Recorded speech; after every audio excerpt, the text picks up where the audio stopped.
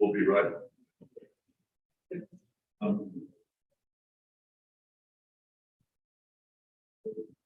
Which do you love first? Yeah, y'all can keep talking. Hurry up. Yes.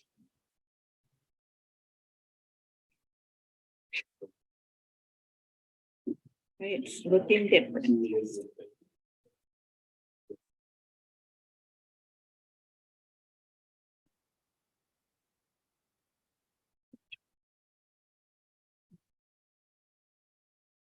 It's looking different. I'm sorry.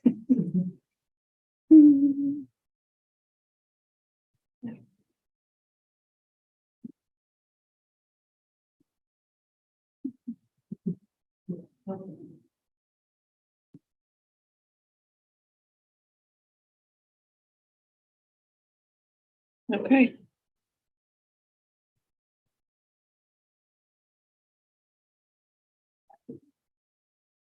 Good. Yes. Okay. Time being 7:04, I'd like to open the regular scheduled council meeting on Monday, June 12th, 2023. If you all please stand, face the flag, and repeat after me.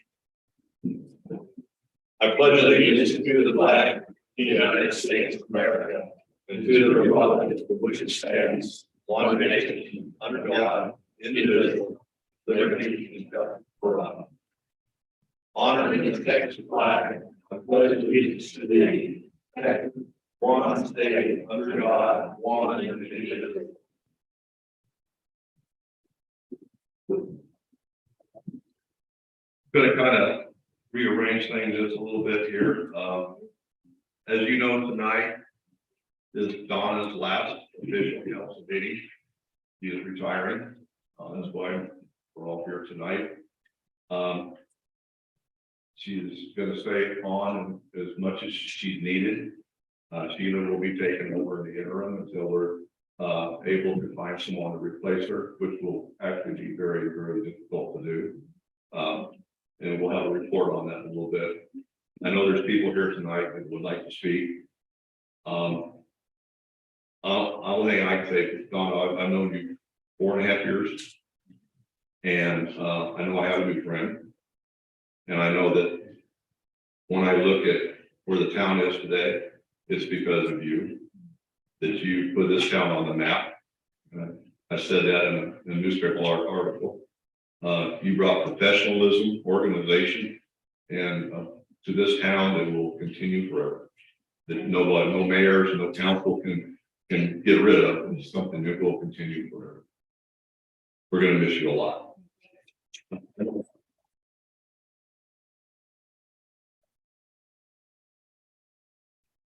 I know for sure that Mayor Sue, who was responsible, Mayor Pro Tem, I'm sure, has a few words to say tonight. They would like to. Would you?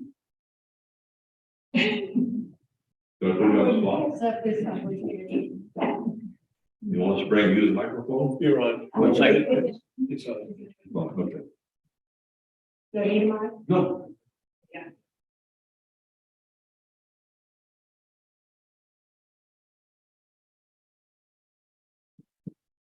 Well, a few years back, we were looking for a town administrator. And Jim Carter came to me and he said, I'm gonna look at you for you. Jim was our county commissioner and he had been mayor of Croton for 14 years. And Donna Welch, she started out as the county secretary and went on to be Philly Clint's town administrator. And she had resigned because of her mother was a very serious illness in that home. So he said, would you like to talk to her? I said, yes. So we were able to persuade Donna to come to College Canyon. That was a huge plus for us. She brought professionalism, brought organization. She had great individual ideas, unique. She was the one who suggested the town have its 35th birthday party. I never thought of that. We had 100 people and families here at Town Hall. Marjorie Vickery won the cake baking contest. We had a fun time. She also was the one who coordinated with the sheriff's office. We didn't have any police. We had 1 or 2 deputies, depending on whether they were called other places. But every day she was a coordinator with them day to day, with mutual respect for their responsibilities, where they would have to go. And we had no crime in Copper Canyon. She also, I approached her and I said, we have a council member, he's the American Airlines pilot, Jim Carnes. He said, if you can persuade my neighbor, Sheila Morales, to be on our staff, she would be great at any job. So I talked to Donna, talked to Sheila. Sheila was a certified CPA. She was going to work across the Metroplex in high heels and suit every day with the commute. She had 3 kids. And we talked to her about, how would you like to come to town hall? She lives just down the street here. You know, you can just wear normal clothes, you don't have to wear heels. We appreciate, you know, everything about the finances we need. But we'll have to put you through city secretary school. And darn, she wasn't willing to accept that. So we had 1 tier at town hall. We never had theatrics. We never had fireworks. There were no cliques. It was great to come to town hall because you felt welcome. You felt like everybody was doing their job. And if you had questions, they were willing to take the time to answer. So Don, you made my job so simple as mayor. You were always here. If it rained, you were driving in town to find out where the streams were. You worked with half engineers so well. We got a lot of roads rebuilt. And you were great at budgeting. You worked with Steve Hill. You always understand the budget and would spend. And we put that money away, and thank you so much. I really appreciate you for that.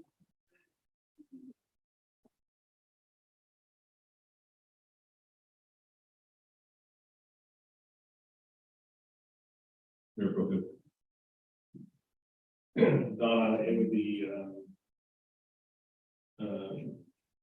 really silly for me to try to iterate all the times that we've had together, working together for the town. And all the times that I've looked at you and admired your strength and your resolve and your patience, and your sense of character. And that's really saying a lot, because those things oftentimes aren't found in the same person at the levels that they are here. And I've been honored to work with you. We've done a lot of work together, serving multiple mayors, multiple administrations. But you built the team, you built, as the mayor said, you put us on the map in a lot of ways. You've seen us through transformation of sorts. The town around this town has transformed in massive ways, but you have helped us really keep the spirit of Concord alive through all these years. And I want to thank you and honor you for that contribution.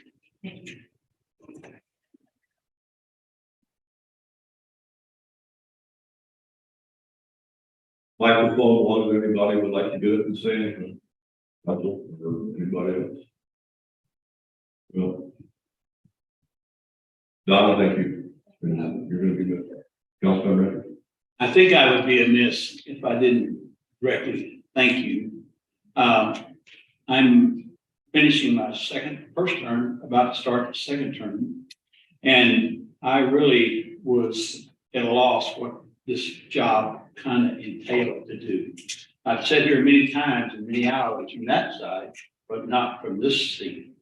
And I would call you, or drop by, and I would say, hey, would you kind of help me fill in this thing, what it's supposed to look like, or what I'm supposed to do, and what I can do legally and what I can't do, because she kind of always fleshed out the problem for me. And she always took the time. Rhonda and I both appreciate you, and you've been so kind to us as a person. But I know I'm not special. You're kind to everybody, and that's even more special. And I just want to say thank you from the bottom of my heart.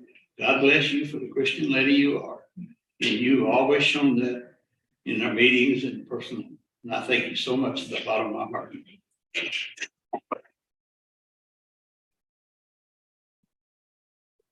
All right, so we have a little short meeting tonight. I'm not, you don't like to stay and watch this. We love it when we have an audience, but we do have some nice things to discuss tonight, good information for everybody. Next item on the agenda tonight is oath of office. As you know, we didn't have an election this year. Myself, Larry Johnson, and Dale Andrews were reelected. And we're proud of that. Julie? Okay, so if you and Mr. Andrews would stand up and raise your right hand, we're gonna do the statement of officer first. Okay, so if you'll repeat after me. I state your name, I, Dale Andrews, do solemnly swear solemnly swear that I have not directly or indirectly paid, That I have not directly or indirectly paid, offered, promised to pay, offered to pay, contributed, or promised to contribute contributed or promised to distribute any money or thing of value, any money or thing of value, or promised any public office or promise any public office, or employment for the giving or employment for the giving, or withholding of a vote or holding at the election at which I was elected, an election which I was elected, or as a reward or as a reward to secure my appointment to secure my appointment or confirmation, or confirmation, whichever the case may be, whichever the case may be, so help me God. so help me God. Okay, now this is the oath of office. Ready? I state your name, I, Robert, do solemnly swear or affirm solemnly swear or affirm that I will faithfully execute that I will faithfully execute the duties of the office of the duties of the office of mayor and council member of the state of Texas, of the state of Texas, and will to the best of my ability and will to the best of my ability preserve, protect, and defend preserve, protect, and defend the Constitution the Constitution and laws of the United States and the laws of the United States and of this state, and of this state. so help me God. So help me God.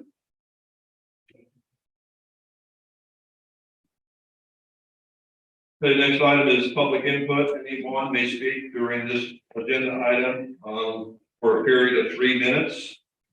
You may be granted additional time if needed by the consensus of council. First person to speak is Ted Strantic. Mayor, I like to defer until we discuss the issue. Okay. Ryan Wolf.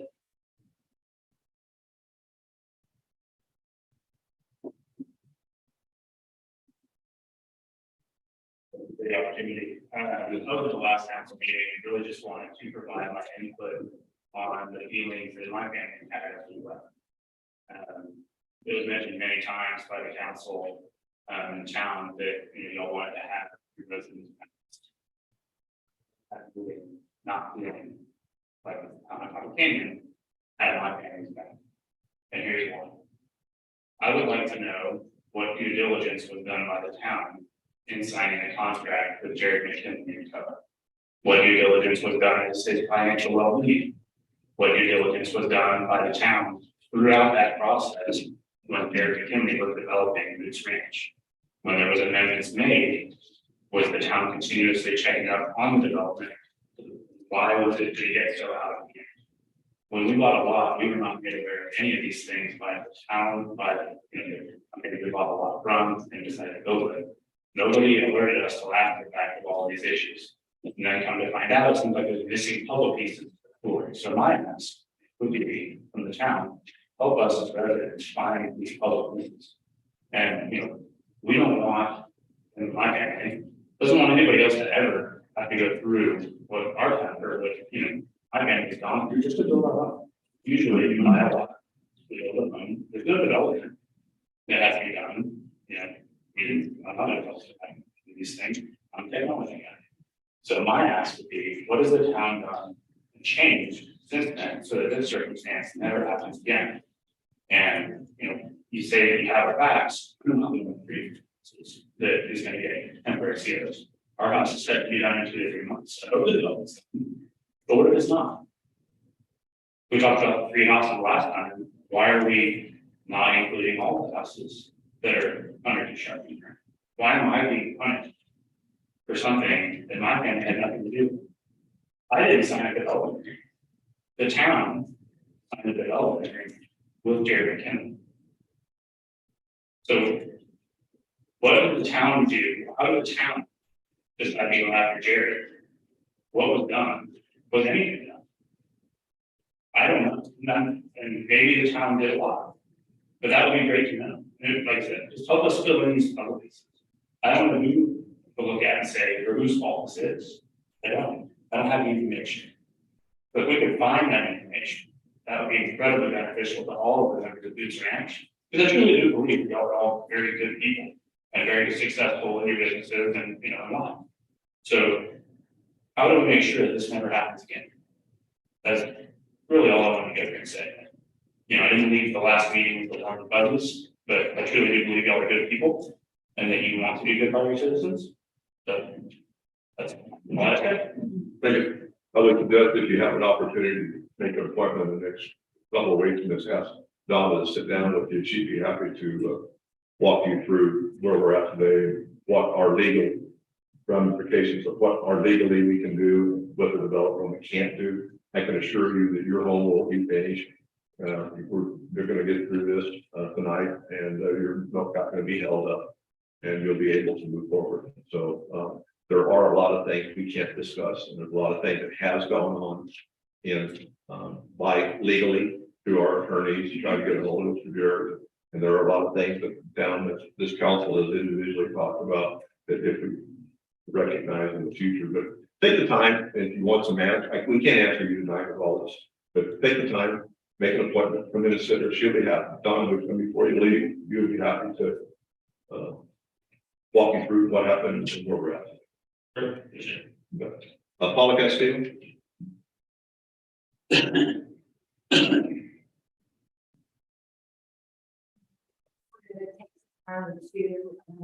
tell you about our soccer youth bus.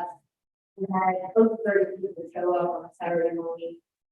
The class was led by Native Rural, Denton County Emergency Services District. We had 3 paramedics here that gave up their time off, which is very valuable to teach us what to do in case of an emergency, because as you know, with first responders and all this was sponsored by your Neighborhood Watch program. We were actually, I was reached out to from the Mechanic Fund group, and she followed. They wanted to, because this was such an important class. So I think we're getting a lot of credit for that. I think it's good for public opinion because it shows that we're proactive in taking care of our residents. Just so you know, the neighborhood watch program is growing. It's very important to us right now. With some of you may or may not know, we've had some vehicle break-ins, you look at part of town, the old blackjack, all up and down North Hill. We have trespassing, we have people come on the property, gated, large gated estates. The neighborhood watch program is growing. I get 2 to 3 calls a week about things, and then we call the people involved, and they call their neighbors. This is a valuable part of being right now with the situation with our law enforcement. The program is growing. We have some people in Vickery already. We have people in the Woods that are part of it. We have Woodlands is covered, Great Volunteers there, Chinchapel North, all up and down Public Road and Chinchapel. So I just want to say, Mayor Sue started this. She fleshed it out. That was her idea.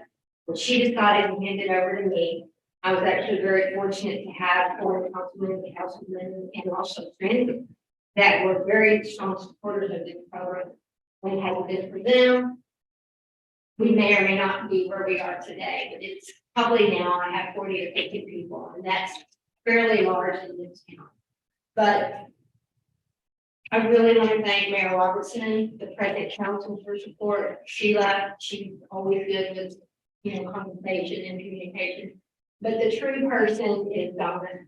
She is the middle of everything that happened in Park, the Santa Park, the crime division, the 4th of July party. I mean, she works with Carol Owens and the Woodlands Women's Group, but these are her acting. And Donna, I was going to say you were very big shoes to fill, but I didn't There's no way that we can replace Donna, what she's meant to Copper Canyon through the most tumultuous times that we've had. And we know what those are. And we still experience some of them, but for the most part, that we have a very connected town. We have a great council, we have a great mayor, we have great volunteers. The fact that y'all all know that the threat of hail or tornado is huge to honor Donna. But we're gonna miss your leadership. I mean, you led us with experience, with grace, with humbleness. Your strong Christian faith has been kept us all together, and I don't know if how we're gonna replace that, but we're gonna try, but I'm just gonna say we're gonna miss you. We're so happy that you now get to spend the time with your family and your friends that you deserve, because you have put in so much Saturday and Sunday, 9 o'clock at night to this town, and getting like a little bit of the best for everything. But I know that you live in Bartonville, and that's okay, we get you for that. And I just want you to know that your heart and your friends are here. And Copper Canyon will always be a part of your life and your legacy. The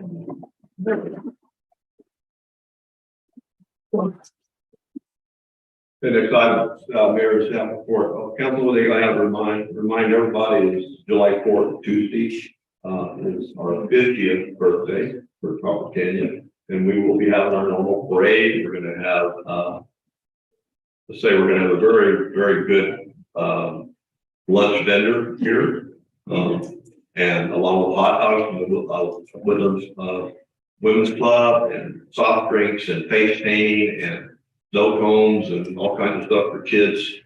Car parade, John Deere tractors, you name it, show up. We'll be there. So please attend. Starts at 10 o'clock on July 4th here at Town Hall. So for the new people who haven't been there, please attend. Council, anything else after any? Before we get to the agenda. Next item is consent agenda. Any item on the consent agenda may be removed by any member of council for individual discussion or consideration. Council, there's 2 items on the consent agenda. If I don't hear any objection, I entertain a motion to approve. Motion to approve as stated. I have a motion by the Mayor Pro Tem. Do I have a second? I have a second by Councilman Leader. All in favor? Aye. Unanimous motion carries.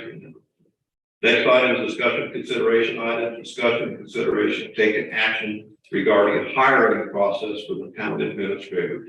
I had asked Councilmember Castillo, Councilmember, the Mayor Pro Tem Hill, and Deputy Mayor Pro Tem Castillo to take this over, and, Rudy, do you want to give us a report on that, where we're at? Well, actually, due to his vast experience in the area, I've asked the Mayor Pro Tem to discuss the items about how we're going about selecting somebody to replace, as far as I'm concerned, the most important person in town. It is not, of course, Mr. Hill. Sure. This is a process that we've done before, I think. It's a tough process, particularly with Donna, because, I think we're gonna be accepting something that's gonna be of a lesser stature. At least initially, they're gonna have to earn a lot of the trust that we built with the town, with the council, and the mayor's prior. The process that we have is designed to be equitable, inclusive, and unbiased in how we conduct screening and vetting the candidates. So the long story short is that we have a committee that we put together, a citizen P&Z and two council members to support this evaluation process. Don't know if there's enough. I don't know what the date was on. What was the date we opened up application? After the last meeting in May. Yeah. That closed a couple of weeks ago. We have a number of candidates in the pipeline. And the first process was to look at the candidates on paper and to prioritize based on the quality of their resumes and their submissions. And the interactions they may have had in that process, 1 through N, to try to get to various pools of who we talk to, who we think are qualified. Some of the candidates that have applied, we don't believe are necessarily qualified. They don't really reach the levels that we probably minimum. And some of them are very qualified. So what the committee has done is put in place a process to vet the top third of those candidates to begin with an in-person interviews with those candidates and to make sure that we have 2 things established in those interviews. One, that the assessment that we did initially, the first we did is central, that the in-person interviews make sense. And they follow sort of consistently with what we may saw on paper. Secondly, we will not have commercial term agreed to. We want to get a sense of commercial term might be in these discussions as well to see if they're feasible from a financial standpoint. Because obviously we only have so much budget for this position. So where we are tonight really is to ask the council for their approval going forward with those interviews of the top third of the candidates to ascertain if we can get a candidate or a set of candidates that might be approved. And what we'll do is we'll come back with a recommendation of who to hire based on commercial term alignment and quality of interviews rated with a pretty unbiased schedule that we've got to numerical rating. What I'm saying is 9 candidates. There are 9 today. That's the resumes. Council, any questions? Rihanna, you have your comments. No, the only comment that I want to add to this is that we've taken this job of selecting a town administrator extremely seriously from all standpoints. The most important is that we need to find the absolute best person to lead the town for the next decade or so. And take the most, from my perspective, one of the most important jobs in the town, which is a town administrator that's here day to day handling all the problems, handling all the issues, and dealing with all the items that come up, questions from the council, questions from the mayor. That's the one individual that's always here handling everything else. Of course, Sheila's here, but the town administrator is ultimately responsible to answer all the day-to-day questions. So we're working very diligently. Matter of fact, we were here last night, right before the storm hit, having our last meeting when we finalized the candidates we're looking at. But we really would appreciate support from the council to continue on and get these interviews done. Because I know Donna is looking forward to her retirement, which is going at the Laker anymore than we have to, because she certainly well deserves to spend her time. So we'd like to continue on with first set of interviews. And then from there, we'll report back on whether we have a selected candidate that we think is the best fit for the town, or that we have not been able to find any, we're going to continue on. Correct. So I'll make a motion that is going to discussion that we allow the committee to interview the top 30 of the candidates, trying to ascertain whether we have a viable candidate in town. And if that is successful, we'll go back to the recommendation. And of course, there is an opportunity if you feel needed to interview that candidate before we finalize, that we will come back to the recommendation.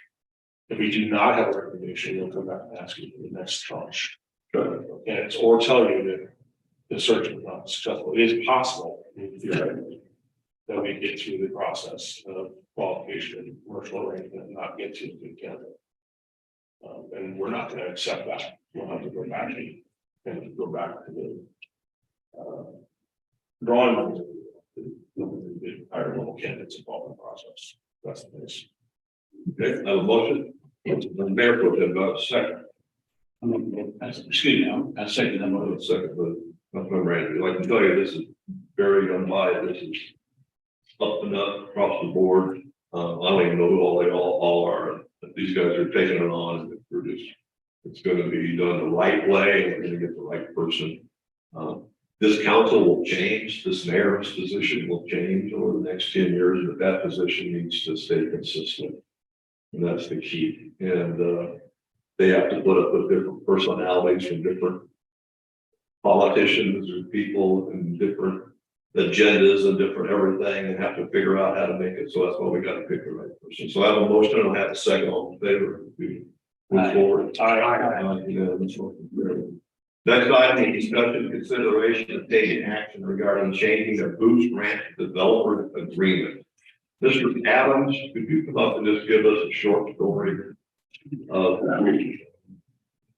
where we're at? Because this kind of got jumbled up in the last meeting. I felt there was a lot of noise that we were trying to protect the landowners, and it was really an easy fix at the end of the day. So, in the development agreement, there are two things, there's a clause in there that says the owner, which is now passed to the successor, because the owners can only do 8 homes until the Copper Canyon Road fence is completed and permanent ones. There's qualifications for those ones. And road fence is being replaced now with iron, which means agreement, so that's going to be fine, good and meet the clauses of the development agreement. Perimeter fence wasn't completed on the east side, so that limited us in issuing COs to more than it's now being done. So there was a concern that perimeter fence on the north and south sides was substandard and more costly, and if they were to complete that on the east side, homeowners which had taken on the cost, completing this because of the problem, default, would have to pay this extra money for a substandard fence. No one was happy about it. No one. So a suggestion was made for the east fence to be completed. It was already partially done in pipe rail fence, completed in pipe rail, and a change made to the development agreement, which would allow the fence to be non-uniform. And with that simple change, we can now continue to issue COs. As long as The other thing was that it had to be, follow the wording was follow the Development agreement. guidelines of the deed restrictions. The deed restrictions specify or. So those two things have to be changed in the development agreement and then. So we have a Copper Canyon fence being rebuilt. We have the north and south fences complete, but even those, it meets the deed restriction. It does. We have a completion now of the east side fence that is completed with pipe rail, Which is pipe rail, which is. which means, It does not meet the development agreement as it currently stands, Good. not uniform. The development agreement specifies that's uniform in that's, appearance. okay, So if we change that, that's what we're looking at tonight. yes. Okay. All right, so that's the simple answer. All right, thank you, sir. Anybody else, Ted Strand, if you wanted to speak on this?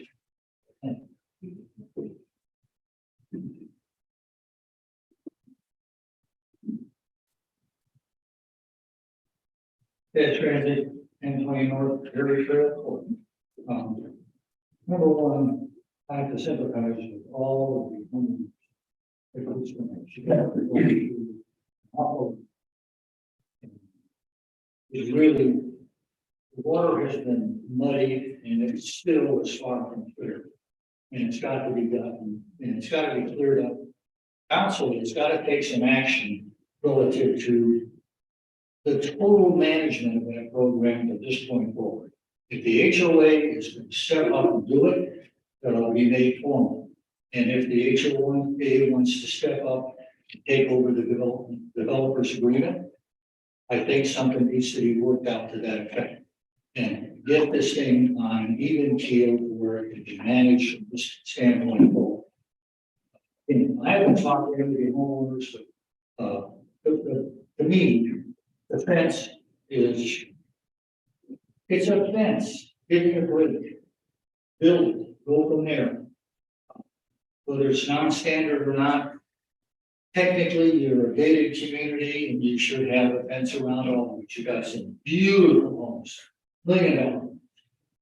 And, yeah, you can have a pipe fence because it's on the other side of the creek, it's in the flood zone, it's not really gonna make anybody look any different, but I think the other fences should be consistent with the value of the property and look at that property. I think also you've got a north fence and a south fence. I'm not really sure whether that south fence is in the right position. It was my understanding that the road belongs to the homeowners on those lots on the south side, but the fence is on the north side of the road instead of the south side of the road. Now, I don't know the answer to that, but I think it needs to be looked at. And I don't know whether Chase, you know that or not, but I thought all that property belongs to the homeowners and the fence being on the wrong side. I'm not sure why. Maybe there's a reason for that question that I would ask and go from there. But there needs to be some formal documentation that puts the whole program back in the UNT. And at this point in time, we're nitpicking certain things, and that's okay. But in the end, let's put the thing to bed so these people can live in a very nice community and be there legally and not have to worry about the fund developers and maybe developers that didn't do the right thing to begin with. I think one of those issues has to be that when you sell property and the town goes and does zoning to a specific developer, and that developer gets the zoning and everything is approved, and then 24 hours later, and that's an exaggeration, he sells it to somebody else. Wait a minute. The town approved this builder for this development. If a new developer comes along, the town ought to issue some type of a just who is he, what is he, has he the ability to manage that development? In this particular case, it was obvious that he didn't. Now, why is anybody's guess? But I think there needs to be something looked at as to in the future, when these types of things happen, that there needs to be a more rigid position taken. Thank you. Thank you, Jeff. Anybody else like to speak? Hearing none, council, this is, I think Steve Adams done a lot of work on this. He's been back and forth. You've seen the email, I've seen the emails. I have asked Chase to recuse himself tonight because he does make it property. And so he will be recusing himself tonight in this action. Any comments? Council discussion? Mayor. Yeah. Sorry. That was a couple things. We're gonna miss you. It's glad to be out there, the married man now, so. We just got out, and yes, I'm using myself, I just wanted to give you guys a picture of the east fence so you can make your decision on uniformity or not.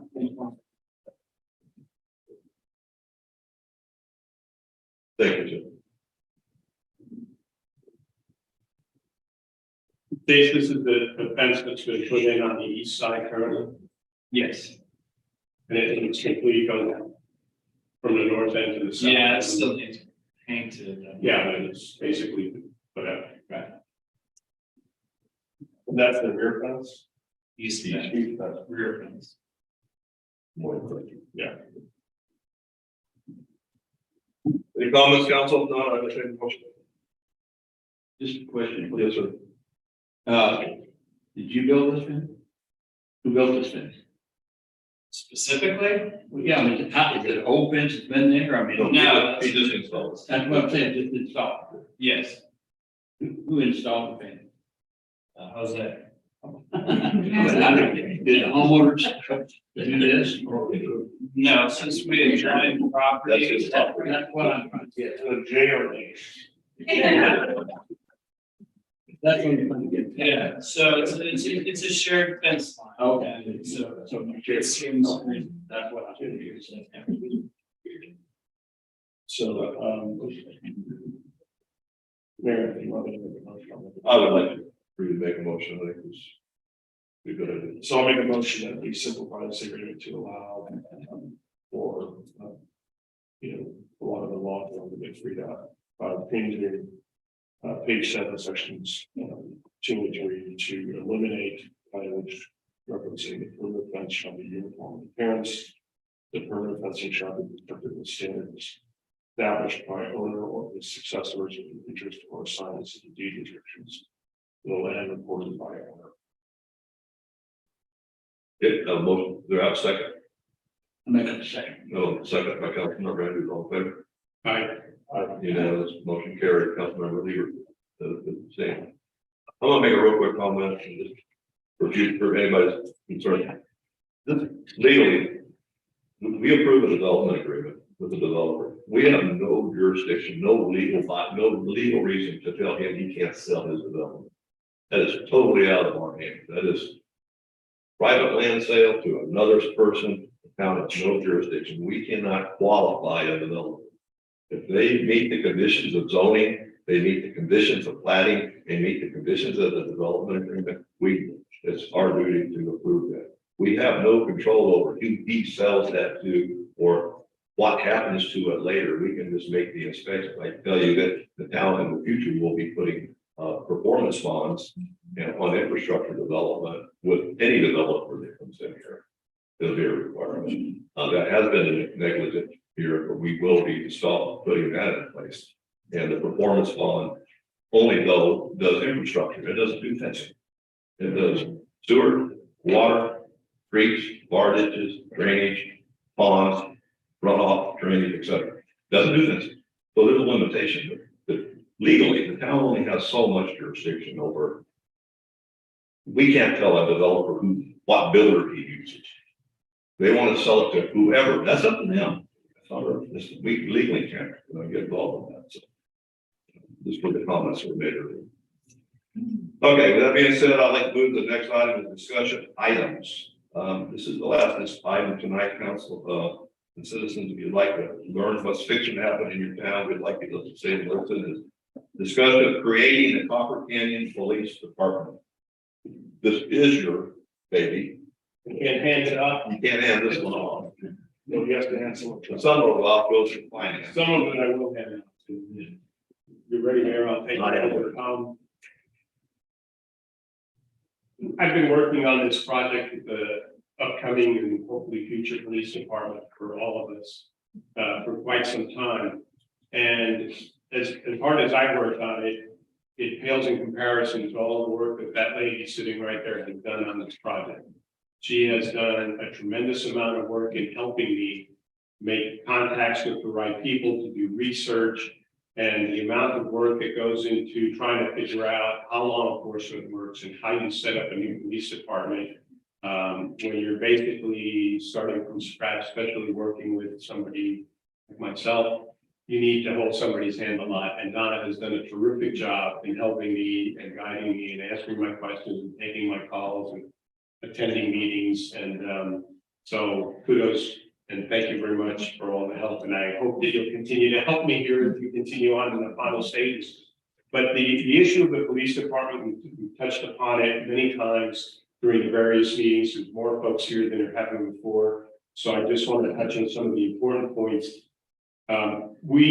Since I was given the job of the law enforcement coordinator originally, I immediately felt that we needed our own law enforcement. And there are a lot of reasons why I believe that. At the time, the mayor gave me a long leash in researching different options. And I have researched a lot of different options, everything from obtaining support from other towns, which had been done. And Ducroix remembers that we at one time had the police officers from other towns patrolling here as well. We looked at and approved funding for extra sheriff time.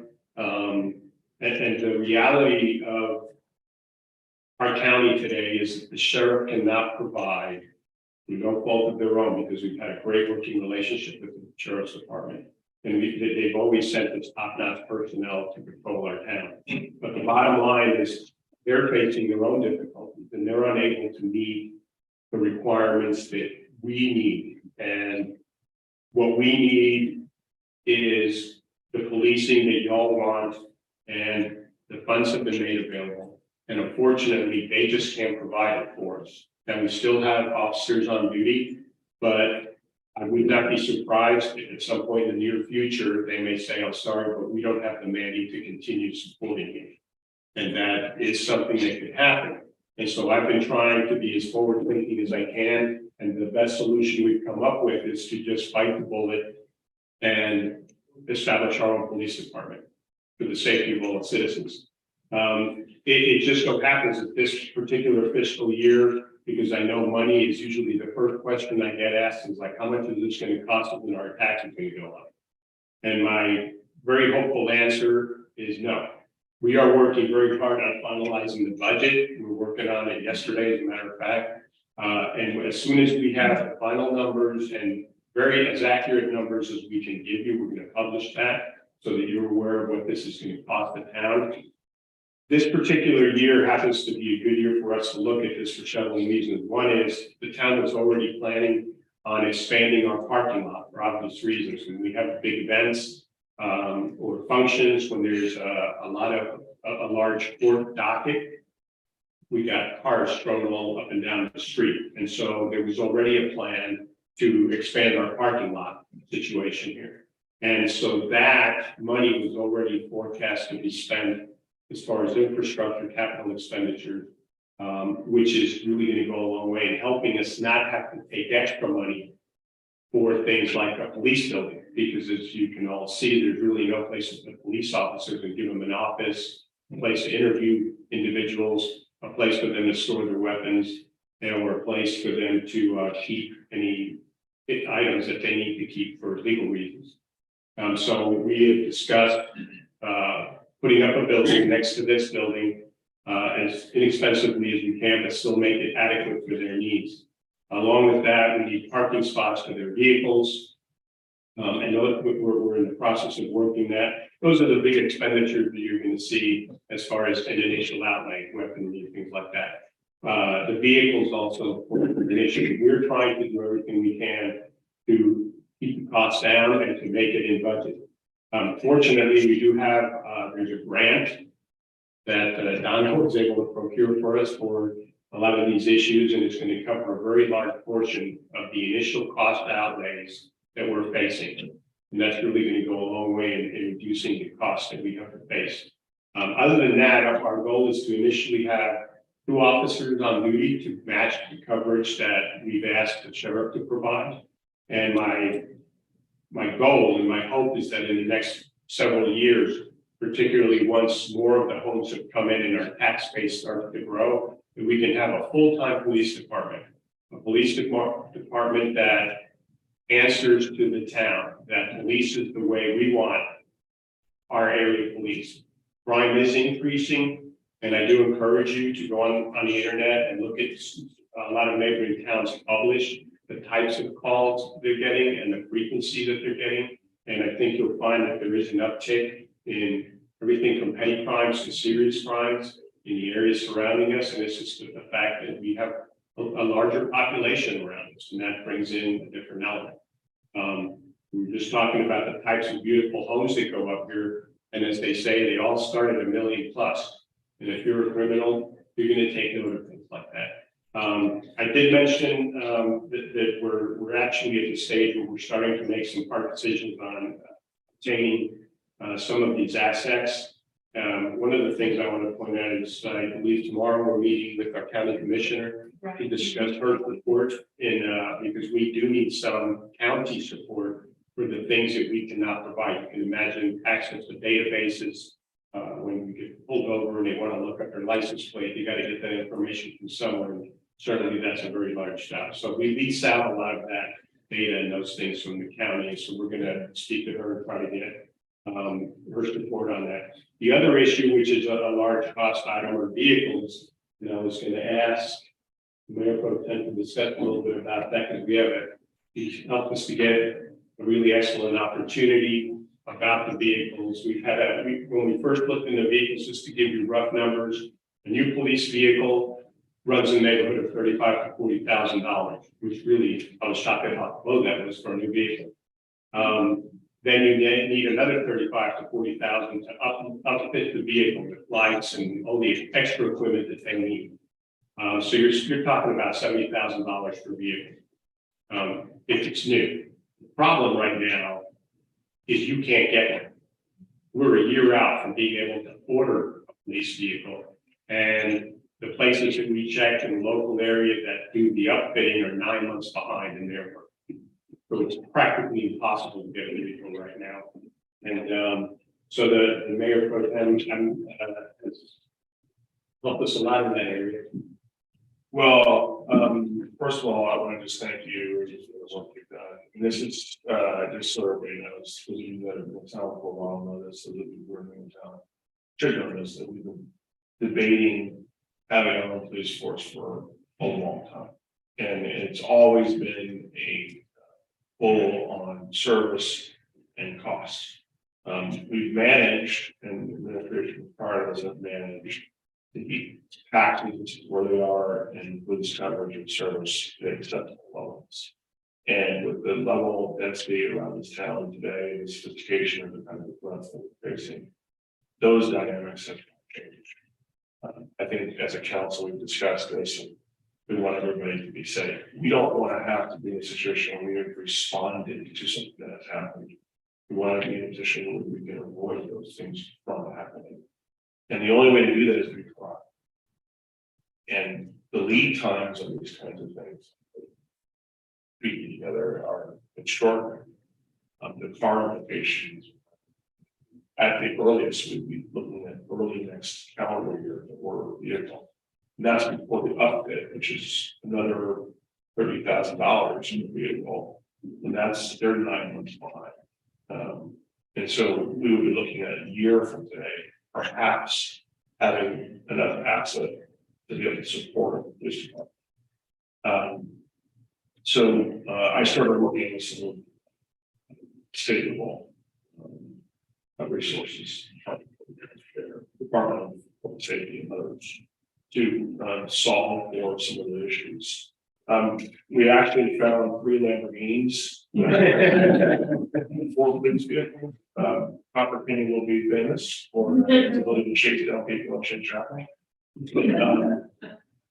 In all seriousness, long story short, we've been able to acquire some very capable pre-owned equipment used by Texas State Troopers. This equipment has been maintained meticulously, it's been rebuilt. We expect that the kind of usage that they build their cars to withstand, which are basically 0 to 120 kinds of accelerations. We're not going to need here at Copper Canyon. 120 any of these roads probably is not going to last very long. So we think we'll have a couple of cars available to us to work with the channels. Don has been involved. This is not obviously without an incredible amount of paperwork. That we have 2 cars that we think we can have on the ground for less than 2/3 of the cost of one upfit on one car. So and we're looking for a 3rd car also to have it spare. The pricing that we're getting is almost ridiculous. These cars are coming not just equipped and ready to roll, but also with the entire outfit. The only thing the state troopers are doing is taking the radios out of their car. So we're very grateful for that. I think it's a very considerate initiative to take for support. Thank you, Donna, for the help you've done. Thank you, Rudy, for what you've done. And what I would ask, given the time, the implication in this is, if we want to take advantage of this opportunity, it's a now kind of situation where we're not going to be able to acquire the assets for the police department in bulk all at once. There's going to have to be some confidence that we can get to a comprehensive budget that makes sense. Preliminarily, we've been discussing this. I don't know the numbers. I think it's well within the confines of the current tax rate in town. It's substantially we still have lots of details to sort out, including capital infrastructure that's required for parking for building here. The long story short, the intention is that this shouldn't move the dial on anybody's tax rates. But we will have to give a direction to pursue the acquisition of those cars, and we can get them secured and have those from Austin. But the short story is, we're getting ready to spend some money that we have. We're getting ready to expand our parking lot. We're getting ready to build a building, police department to house the police department and court with security and the proper security that we need as possible here. Getting some pointers just recently. We put this out in March. That's where our goal was. We're getting ready to create the police department. I would like to see it easily at least a 16-hour coverage 5 days a week. And right now we're barely getting 8 hours a day, 5 days a week. So I'm wanting citizens to speak if you at some point in the next month or so. We want to hear from you. We want to have your email. We want you to call us and tell you support us, you don't support us, because we don't want to go down this path. We're going to go down this path. I think actually where we're headed, but we've been putting it out there. We haven't heard a negative. We've only heard a positive here. So we're getting ready to spend our money, but we're getting ready to improve the town. So I hope that y'all can appreciate that. So you'll see the improvements in the future. What we need to do to get the knife going on it is, I think there's a consensus of council to direct you to go ahead and make purchases of those vehicles, and if we need to ratify that at the next council meeting, we can do that. But it would be would that be a consensus of council? Would you? Yeah, I would ask for that. The other thing I would say, basically your comments, I think this is important to note, because this is, if you have enough of the information about what it costs to run a police department, you have enough information about what it's cost the town to rent or to procure services from outside agencies. This is not really an expenditure. We're shifting spending from one bucket to another. And what we're doing is we're going to have a lot more control over the service levels that law enforcement would have previously. And in the long run, I think you're going to actually spend less Because these costs that we are incurring, first of all, let's just be honest. It's apparent to our citizens, we've heard this feedback, that we're not getting the same levels of coverage that we were getting some time ago. And it's a problem. And before it becomes a big problem, or before it becomes an event that we're responding to, we want to get ahead of this. So I think, and when you consider the escalation of costs, we got the service level, if we were to be able to acquire those services elsewhere, which we're not sure we can, I think, Rudy's done a lot of work to work with the towns. It's not really an expenditure, it's really a shift. That's exactly right. It's just, we're just moving from one place to another, and the benefits that we're gonna get from this. For those people, whether you live in Victory, you live in Boots, or you live in Copper Hill or Quiet Valley, it doesn't matter. You're gonna be out of town for a week, you make a proposal to the police department or the town, and we're gonna do a home check. We're gonna come by and check your property. We don't have that advantage now. These are the advantages we will have. Welfare checks, different things, we don't have those advantages now. So it's a big plus for the town, and the $354,000 we already have in the budget for the sheriff's department, who really can't provide, we're just going to shift it and create our own. And so things are positive. Any other comments, council? Well, Mayor, if I just want to add one thing, just echo a little bit of what you just stated. Please contact me if you want to talk about this. In particular, if you're against this with me. Because I want to have a chance, there's a lot of things, if you think about it, that we can't say in public sitting up here about state of things right now for obvious reasons. I would love to tell you one-on-one why we're doing what we're doing. In particular, if you need some convincing to support us. I want this to be a project that the town takes on wholeheartedly and to get your full support. So that when you drive past here and you see the building going up, it'll be a positive for you to go, hey, pretty soon we're gonna have our own police department. Pretty soon, when I call somebody and when I dial 911, we're looking at minutes in responses in the order of 5-6 minutes instead of maybe 30 minutes, maybe 20 minutes, who knows? Depends on where the sheriff is in the county.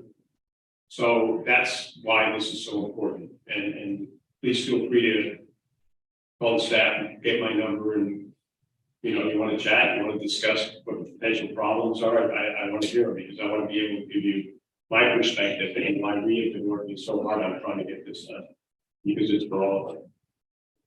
Good. Anything else, council? Thank Yes. you. I want to thank everybody for coming out tonight.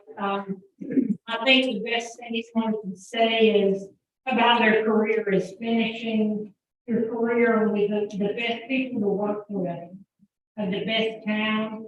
I don't know if y'all realize this, but in cities, across the metropolitan anywhere, we all talk, we all know each other, we all know each other's counsel. And you have top candidates coming in here because I've received the calls. They know, the town works together. You have council up here that I think that work harder than any council I've ever seen. You see them here for an hour, they spend untold hours working on things for the residents. And I thoroughly enjoyed working with you. And you have a great staff with Steve and Sheila and Jessica, and they run the whole show. Yeah. So thank you. We're just a little foot ornament. We just. Yeah. Council, with that, anything that we put on the next agenda? Hearing none, the council is time being 8:05, I entertain a motion to adjourn. Have a motion by the mayor pro tem,